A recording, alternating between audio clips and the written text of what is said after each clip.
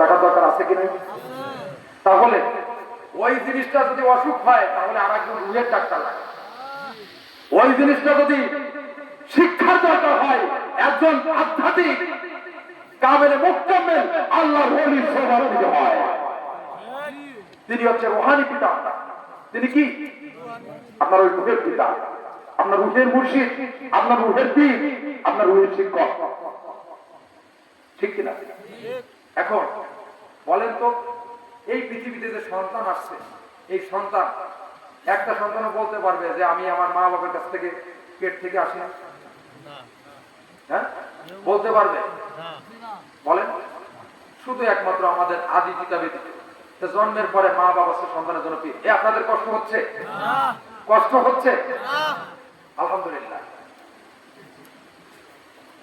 হ্যাঁ, সমাপ্তি টানতে বলছে, আলহামদুলিল্লাহ। তাহলে আমার বন্ধু একটা জিনিস আমি বলি, সেটা হচ্ছে আসলে কথা তো অনেক থাকে, প্লিজ 2 থেকে 3 মিনিট আপনারা উঠবেন না। আচ্ছা, আপনারা উঠবেন না কারা কারা? হাত তোলেন তো, হাত তোলেন তো।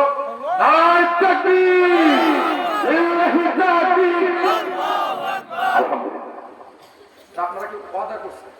ইজা হাদাসা কাযা ওয়া ইজা ওয়াদা আখলাফা ওয়া ইজা উতুমিনা খান। 3টা আলাদা।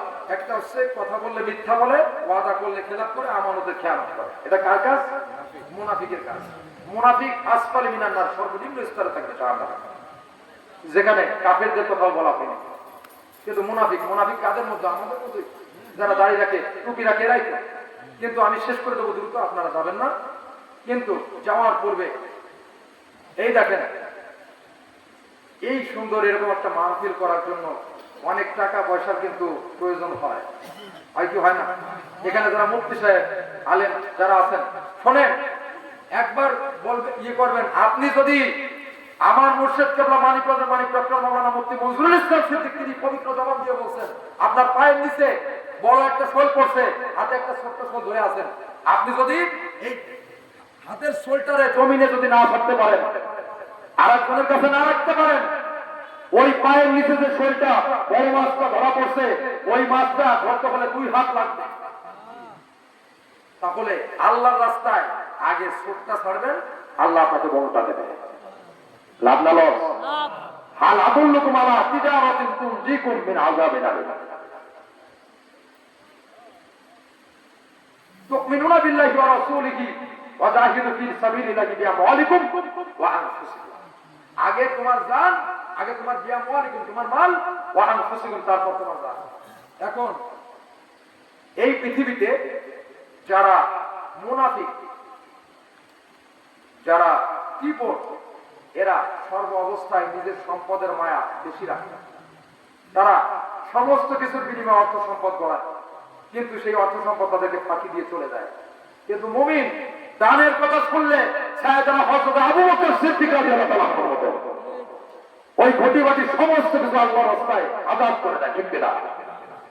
আম্মা জান খাদিজাতুল কুবরা রাদিয়াল্লাহু তাআলা আনহা কোন সম্পদ ছিল নাকি? কোন সম্পদ ছিল?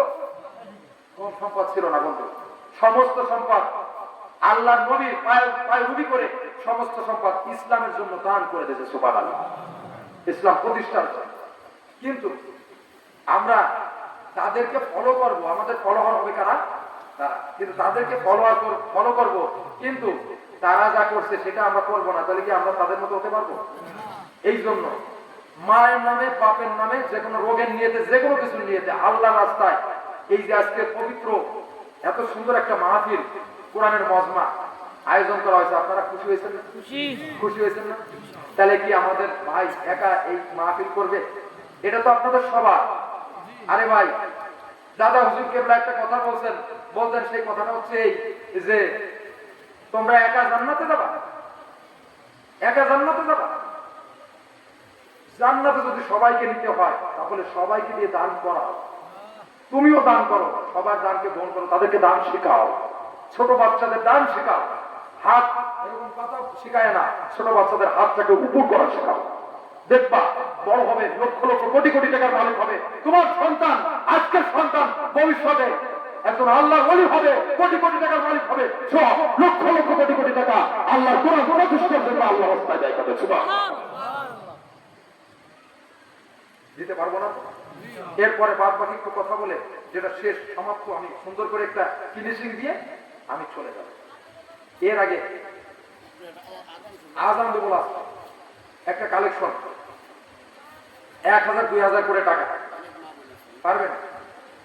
মা বোনেদেরকে বলতে চাই, ও আমার মা প্রিয় মা জননী, হারিয়ে যেও না কবু তুমি, তোমার পদতলে জান্নাত আমার, ও মা তোমার পদতলে জান্নাত আমার, ভুলবো কি করে বলো আমি, ও আমার মা প্রিয় মা জননী, হারিয়ে যেও না কবু তুমি, দিও না কবু ব্যথা মায়ের মনে, শান্তি পেতে হলে এই জীবনে। আমরা মাকে হারাইছি না, অনেকে হারাইছে না, তা মায়ের জন্য কষ্ট লাগে না? চোখে পানি নেই কেন? কেমন সন্তান আমরা মায়ের জন্য দান করতে পারি না, বাপের জন্য দান করতে পারি না? এই জন্য বলছি, দিও না কবু ব্যথা মায়ের মনে, শান্তি পেতে হলে এই জীবনে হাজার বিপদ